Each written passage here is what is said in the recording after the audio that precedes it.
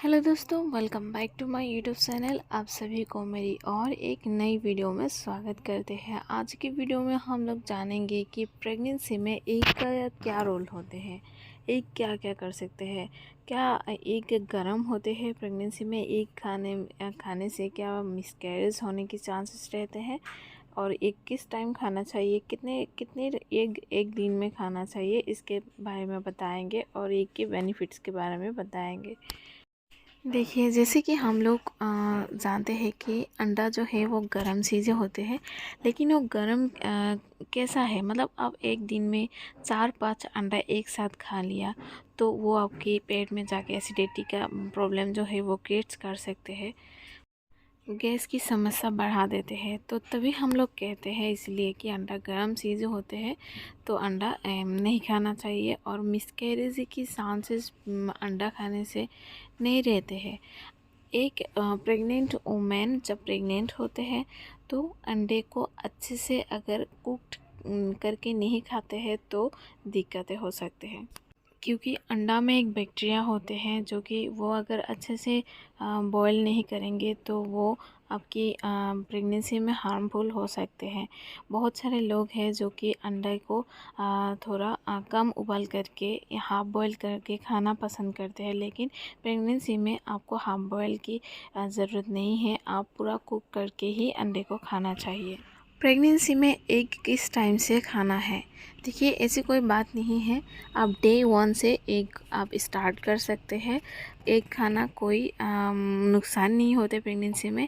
ऐसा है कि आप अगर बेबी कंसीव करना चाहते हैं तो तब से आप एग अच्छे से आपकी डाइट में 1 या 2 अंडा आपकी डाइट में रखना चाहिए, बहुत ही अच्छा होता है।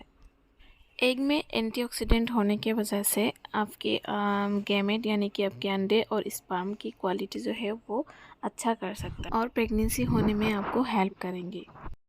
तो अभी बताते हैं कि आपकी प्रेगनेंसी में आपको कितने एग्स एक दिन में लेनी चाहिए। आपकी प्रेगनेंसी में आपको एक दिन में 2 एग्स लेनी चाहिए।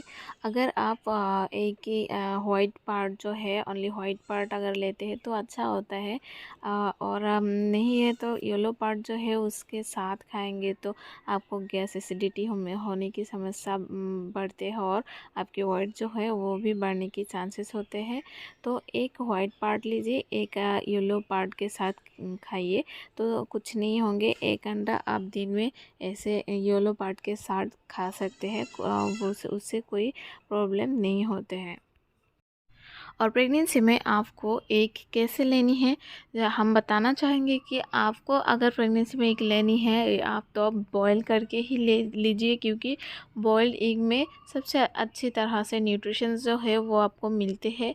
और नहीं तो आप अगर फ्राई करके या तो कुछ ऑमलेट बना के खाएंगे तो उसमें आपको पूरी तरह से न्यूट्रिशंस नहीं मिलेंगे, और साथ ही आपको गैस और एसिडिटी की समस्या बढ़ाने की चांसेस। और एक जो है वो आपको ब्रेकफास्ट में लेना बेहतर होता है, क्योंकि पूरे दिन आपको एनर्जी मिलती रहेंगे। एक जो है बहुत ही ज़्यादा रिच सोर्स है जिसमें कैल्शियम, विटामिन, प्रोटीन सब कुछ होते हैं, और एक बेबी की ब्रेन डेवलपमेंट करने में बहुत ही हेल्प करते हैं।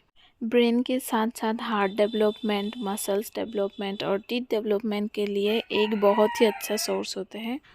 एग्स में से पाए गए न्यूट्रिशन से बेबी की जो हड्डियां होती है उसे भी मजबूत करते हैं, साथ ही मसल्स भी डेवलप करते हैं।